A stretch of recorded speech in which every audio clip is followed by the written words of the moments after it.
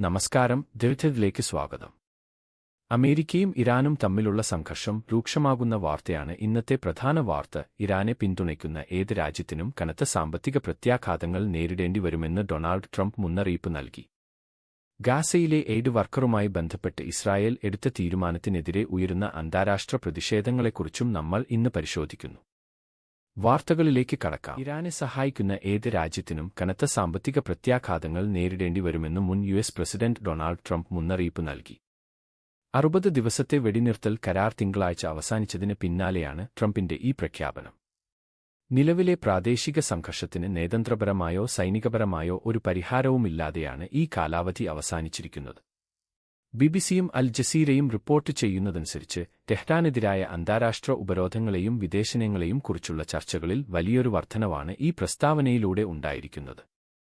സംഘർഷം ലഘൂകരിക്കാൻ ലക്ഷ്യമിട്ടുകൊണ്ടുള്ള വെടിനിർത്തൽ കരാർ ശത്രുത അവസാനിപ്പിക്കുന്നതിനോ അടിസ്ഥാനപരമായ പ്രശ്നങ്ങൾ പരിഹരിക്കുന്നതിനോ ഉള്ള യാതൊരു ധാരണയുമില്ലാതെയാണ് അവസാനിച്ചത്.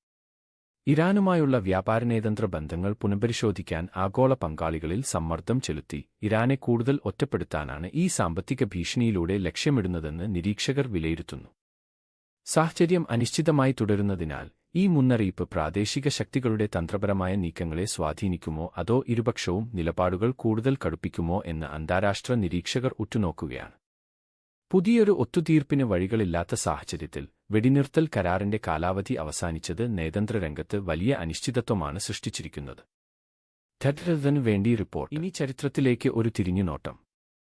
കുവൈത്തിന്റെ സാംസ്കാരിക, സാമ്പത്തിക, സാമൂഹിക മേഖലകളിലെ വികസനത്തിലെ സുപ്രധാന നാഴികക്കല്ലുകൾ അടയാളപ്പെടുത്തുന്ന ദിവസമാണിന്ന്.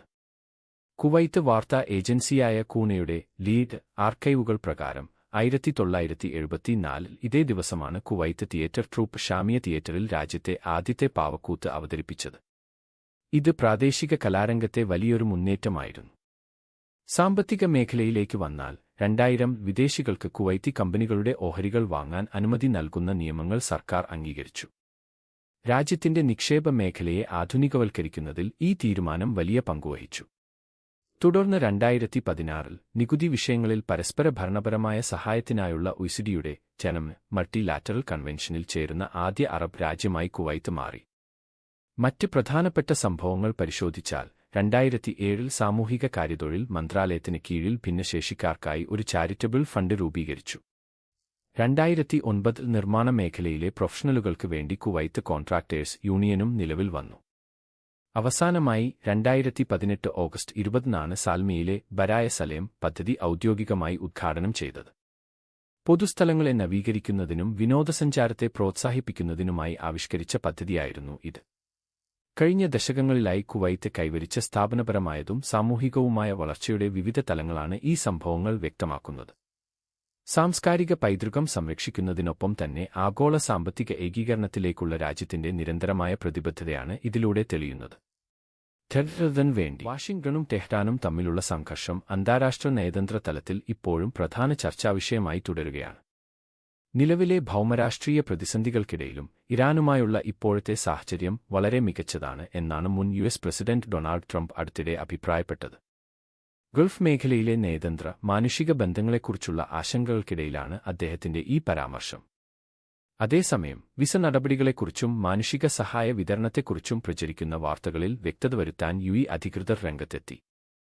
വിസ അനുവദിക്കുന്നതിൽ പുതിയ നിയന്ത്രണങ്ങൾ ഏർപ്പെടുത്തിയെന്നോ നിലവിലുള്ള സഹായ വിതരണ രീതികളിൽ മാറ്റം വരുത്തിയെന്നോ ഉള്ള റിപ്പോർട്ടുകൾ അബുദാബി ഔദ്യോഗികമായി തള്ളിക്കളഞ്ഞതായി ബിബിസിയും അൽ ജസീറയും റിപ്പോർട്ട് ചെയ്യുന്നു.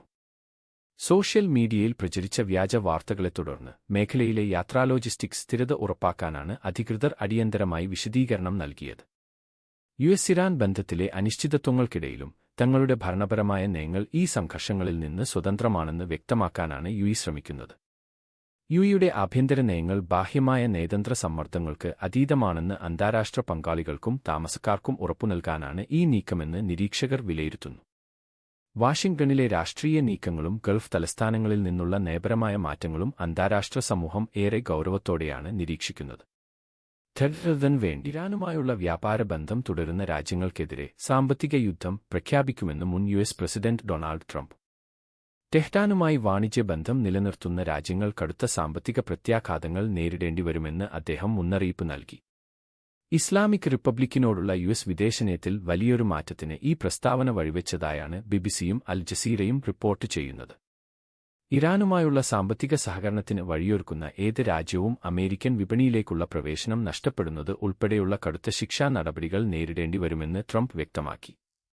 ആഗോള രാഷ്ട്രീയ സഖ്യങ്ങളിൽ മാറ്റങ്ങൾ സംഭവിക്കുകയും അന്താരാഷ്ട്ര വ്യാപാര ബന്ധങ്ങളിൽ അനിശ്ചിതത്വം നിലനിൽക്കുകയും ചെയ്യുന്ന സാഹചര്യത്തിലാണ് ട്രംപിന്റെ ഈ പ്രഖ്യാപനം. ഈ നയം നടപ്പിലാക്കിയാൽ അത് നിലവിലെ നയതന്ത്ര ചട്ടക്കൂടുകളിൽ നിന്നുള്ള വലിയൊരു വ്യതിയാനമായിരിക്കുമെന്ന് അൽ ജസീറ ഉദ്ധരിച്ച വിദഗ്ധർ അഭിപ്രായപ്പെടുന്നു. നിലവിലുള്ള ഉപരോധങ്ങൾക്കിടയിലും ഇറാനുമായി സാമ്പത്തിക ബന്ധം തുടരാൻ ആഗ്രഹിക്കുന്ന അന്താരാഷ്ട്ര പങ്കാളികൾക്ക് ഇത് വലിയ സമ്മർദ്ദമുണ്ടാക്കും. ഈ പ്രഖ്യാപനം പ്രാദേശിക തലത്തിൽ വലിയ ആശങ്കകൾക്ക് വഴിവെച്ചിട്ടുണ്ടെന്നും സ്വന്തം സമ്പദ്വ്യവസ്ഥയെയും തന്ത്രപരമായ താൽപ്പര്യങ്ങളെയും ഇത് എങ്ങനെ ബാധിക്കുമെന്ന് രാജ്യങ്ങൾ വിലയിരുത്തി വരികയാണെന്നും ബിബിസി റിപ്പോർട്ട് ചെയ്യുന്നു.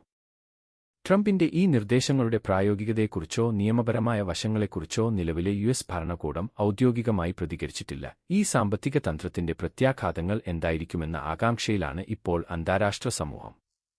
വാർത്തകൾക്കായി ഡ്യൂട്ടർ. ഗാസയിൽ വെച്ച് സന്നദ്ധ പ്രവർത്തക സോമി ഫ്രാങ്കോമിനെ കൊലപ്പെടുത്തിയ സംഭവത്തിൽ ഉത്തരവാദികൾക്കെതിരെ ക്രിമിനൽ നടപടികൾ സ്വീകരിക്കേണ്ടതില്ലെന്ന ഇസ്രായേൽ സൈന്യത്തിന്റെ തീരുമാനത്തിൽ ഔദ്യോഗികമായി അതൃപ്തി രേഖപ്പെടുത്തി ഓസ്ട്രേലിയൻ സർക്കാർ. ആഭ്യന്തര അന്വേഷണത്തിന്റെ ഫലം ഇരയുടെ കുടുംബത്തെയും ഓസ്ട്രേലിയൻ ജനതയും അപമാനിക്കുന്നതിന് തുല്യമാണെന്ന് ചൂണ്ടിക്കാട്ടി വിദേശകാര്യമന്ത്രി പെന്നി വോങ് കാൻബെറയിലെ ഇസ്രായേൽ അംബാസഡറെ വിളിച്ചുവരുത്തി. കഴിഞ്ഞ ഏപ്രിലിൽ വേൾഡ് സെൻട്രൽ കിച്ചൺ പ്രവർത്തിപ്പിച്ച വാഹനവ്യൂഹത്തിന് നേരെ ഇസ്രായേൽ ഡ്രോൺ നടത്തിയ ആക്രമണത്തിലാണ് സോമി ഫ്രാങ്കോം ഉൾപ്പെടെ 7 സന്നദ്ധ പ്രവർത്തകർ കൊല്ലപ്പെട്ടതെന്ന് ബിബിസി റിപ്പോർട്ട് ചെയ്യുന്നു. തെറ്റായ തിരിച്ചറിയലിനെ തുടർന്നുണ്ടായ ഗുരുതരമായ പിഴവാണ് ആക്രമണമെന്നാണ് ഇസ്രായേൽ പ്രതിരോധ സേനയുടെ വാദം. ക്രിമിനൽ നടപടികൾക്ക് പകരം മുതിർന്ന ഉദ്യോഗസ്ഥർക്കെതിരെ അച്ചടക്ക നടപടികൾ സ്വീകരിക്കാനാണ് ഇസ്രായേലിന്റെ തീരുമാനം. എന്നാൽ ഈ നടപടി അപര്യാപ്തമാണെന്നും അന്താരാഷ്ട്ര മാനുഷിക നിയമങ്ങളുടെ ലംഘനത്തിന് പൂർണ്ണമായ ഉത്തരവാദിത്തം വേണമെന്നും ഓസ്ട്രേലിയൻ സർക്കാർ ആവശ്യപ്പെട്ടു. ക്രിമിനൽ നടപടികൾ ഒഴിവാക്കിയത് സംഘർഷ മേഖലകളിൽ പ്രവർത്തിക്കുന്ന സന്നദ്ധ പ്രവർത്തകരുടെ സുരക്ഷയെ ബാധിക്കുമെന്ന് അന്താരാഷ്ട്ര സംഘടനകളും വിമർശിച്ചു. ഇത്തരം വീഴ്ചകൾ ആവർത്തിക്കാതിരിക്കാൻ സുതാര്യവും സ്വതന്ത്രവുമായ അന്വേഷണം വേണമെന്ന നിലപാടിൽ ഉറച്ചുനിൽക്കുകയാണ് കാൻബെറ. ടെഡ്രതിനു വേണ്ടി റിപ്പോർട്ട്. അധിനിവേശ വെസ്റ്റ് ബാങ്കിൽ പുതിയ നിർമ്മാണ പദ്ധതികൾക്കായി ഇസ്രായേൽ ഔദ്യോഗികമായി ടെൻഡർ നടപടികൾ ആരംഭിച്ചു. ഈ നീക്കം അന്താരാഷ്ട്ര തലത്തിൽ വലിയ വിമർശനങ്ങൾക്കാണ് വഴിവെച്ചിരിക്കുന്നത്. അതീവ പ്രാധാന്യമുള്ള ഒരു പ്രദേശത്താണ് നിർമ്മാണം നടക്കുന്നത് എന്നതിനാൽ ദ്വിരാഷ്ട്ര പരിഹാരത്തിനുള്ള സാധ്യതകളെ ഇത് ദോഷകരമായി ബാധിക്കുമെന്ന ആശങ്ക ശക്തമാണ്. ഈ തീരുമാനത്തെ യുണൈറ്റഡ് കിങ്ഡം വിദേശകാര്യ സെക്രട്ടറി ഔദ്യോഗികമായി അപലപിച്ചതായി ബിബിസി റിപ്പോർട്ട് ചെയ്യുന്നു. കുടിയേറ്റ പദ്ധതികൾ മുന്നോട്ട് കൊണ്ടുപോകുന്നത് അംഗീകരിക്കാനാവാത്തതും പ്രാദേശിക സുസ്ഥിരതയെ തകർക്കുന്നതുമായ നടപടിയാണെന്ന് അദ്ദേഹം വ്യക്തമാക്കി. നയതന്ത്ര തർക്കങ്ങൾ നിലനിൽക്കുന്ന ഒരു പ്രദേശത്താണ് ഈ അടിസ്ഥാന സൗകര്യ വികസന പദ്ധതികൾ നടപ്പിലാക്കുന്നത്. ജനസംഖ്യാ വർധനവ് ഉൾക്കൊള്ളാൻ ഇത്തരം വികസനങ്ങൾ അനിവാര്യമാണെന്നാണ് ഇസ്രായേൽ അധികൃതരുടെ വാദം. എന്നാൽ കുടിയേറ്റം വ്യാപിപ്പിക്കുന്നത് അന്താരാഷ്ട്ര നിയമങ്ങളുടെ ലംഘനമായാണ് ആഗോള സമൂഹം നോക്കിക്കാണുന്നത്. കഴിഞ്ഞ ഒരു വർഷത്തിനിടെ ഉണ്ടായ സമാനമായ നിരവധി പ്രഖ്യാപനങ്ങളുടെ തുടർച്ചയായാണ് പുതിയ നീക്കവും. ഇത് സമാധാന ചർച്ചകൾ പുനരാരംഭിക്കാനുള്ള ശ്രമങ്ങളെ കൂടുതൽ സങ്കീർണമാക്കുന്നു. കുടിയേറ്റ പ്രവർത്തനങ്ങൾ മരവിപ്പിക്കണമെന്ന് പാശ്ചാത്യ സഖ്യകക്ഷികൾ ആവർത്തിച്ച് ആവശ്യപ്പെട്ടിട്ടും ഇസ്രായേൽ ഇത്തരമൊരു തീരുമാനമെടുത്തത് നയതന്ത്ര ബന്ധങ്ങളിൽ വിള്ളലുണ്ടാക്കുമെന്ന് നിരീക്ഷകർ വിലയിരുത്തുന്നു. ടെൻഡർ നടപടികൾ പുരോഗമിക്കുമ്പോൾ മേഖലയിലെ സംഘർഷങ്ങൾ വർദ്ധിക്കുമോ എന്ന ആശങ്കയിൽ മറ്റ് ആഗോള ശക്തികളുടെ ഭാഗത്തുനിന്നും ഔദ്യോഗികമായ നയതന്ത്ര പ്രതിഷേധങ്ങൾ ഉണ്ടാകുമോ എന്ന് ഉറ്റുനോക്കുകയാണ് ലോകം. ടെഡ്രതിനു വേണ്ടി. സൗദി അറേബ്യയിലെ നീതിന്യായ ഭരണസംവിധാനത്തിന്റെ കാര്യക്ഷമതയും പ്രവർത്തനമികവും വർദ്ധിപ്പിക്കുന്നതിനായി സുപ്രീം ജുഡീഷ്യറി കൗൺസിൽ പുതിയ നിയമാവലികൾക്ക് ഔദ്യോഗികമായി അംഗീകാരം നൽകി. സൗദി ഗസറ്റ് റിപ്പോർട്ട് പ്രകാരം ബുധനാഴ്ച റിയാദിലെ കൗൺസിൽ ആസ്ഥാനത്ത് ചേർന്ന യോഗത്തിലാണ് സുപ്രധാന തീരുമാനം കൈക്കൊണ്ടത്. നീതിന്യായ മന്ത്രിയും കൗൺസിൽ ആക്ടിംഗ് പ്രസിഡന്റുമായ ഷെയ്ഖ് വലീദ് അൽ സമാനിയാണ് യോഗത്തിൽ അധ്യക്ഷത വഹിച്ചത്. പുതിയ ചട്ടക്കൂട് പ്രകാരം കോടതികളുടെയും അവയുടെ സർക്യൂട്ടുകളുടെയും രൂപീകരണത്തിന് വ്യക്തമായ നടപടിക്രമങ്ങൾ നിലവിൽ വരും. കേസുകൾ കൈമാറുന്നതിനും വിതരണം ചെയ്യുന്നതിനുമുള്ള മാനദണ്ഡങ്ങളും ഇതിലൂടെ ഏകീകരിക്കും. രാജ്യത്തുടനീളമുള്ള കേസുകളുടെ തീർപ്പുകൽപ്പിക്കൽ പ്രക്രിയയിൽ കൂടുതൽ സുതാര്യതയും കാര്യക്ഷമതയും ഉറപ്പാക്കുകയാണ് ഈ നടപടികളിലൂടെ ലക്ഷ്യമിടുന്നത്. ഭരണപരമായ പുനഃസംഘടനയ്ക്ക് പുറമെ ജുഡീഷ്യറിയിലെ ഉദ്യോഗസ്ഥരുമായി ബന്ധപ്പെട്ട വിവിധ നിർദ്ദേശങ്ങളും കൗൺസിൽ പരിശോധിച്ചു. ജഡ്ജിമാരെ നിയമിക്കുന്നതിനുള്ള മാനദണ്ഡങ്ങൾ പരിഷ്കരിക്കുക, റിക്രൂട്ട്മെന്റ് നിലവാരം ഉയർത്തുക, പ്രൊഫഷണൽ പരിശീലനം നൽകുക, സാങ്കേതിക വിഭാഗങ്ങളെ ശക്തിപ്പെടുത്തുക തുടങ്ങിയ കാര്യങ്ങളിൽ യോഗത്തിൽ വിശദമായ ചർച്ചകൾ നടന്നു. ആഭ്യന്തര ഭരണസംവിധാനങ്ങളെ ശക്തിപ്പെടുത്തുന്നതിലൂടെ നീതിന്യായ വിധിന്യായങ്ങളിൽ കൂടുതൽ സ്ഥിരത കൊണ്ടുവരാനും നിയമസേവനങ്ങൾ വേഗത്തിലാക്കാനും കൗൺസിൽ ലക്ഷ്യമിടുന്നു. രാജ്യത്തിന്റെ ദീർഘകാല വികസന ലക്ഷ്യങ്ങളുമായി ചേർന്ന് നീതിന്യായ പ്രക്രിയയെ ആധുനികവൽക്കരിക്കാനുള്ള വിപുലമായ ശ്രമങ്ങളുടെ ഭാഗമായാണ് ഈ പരിഷ്കാരങ്ങൾ നടപ്പിലാക്കുന്നത്. വേണ്ടി ഇന്നത്തെ പ്രധാന ആഗോള വാർത്തകളുടെ ഈ വിശ്വസനീയമായ അപ്ഡേറ്റിലേക്ക് സ്വാഗതം. കൂടുതൽ വാർത്തകളുമായി നാളെ വീണ്ടും കാണാം. പ്രസിദ്ധീകരിക്കുന്നതിന് മുൻപേ ഉറപ്പുവരുത്തുന്നത്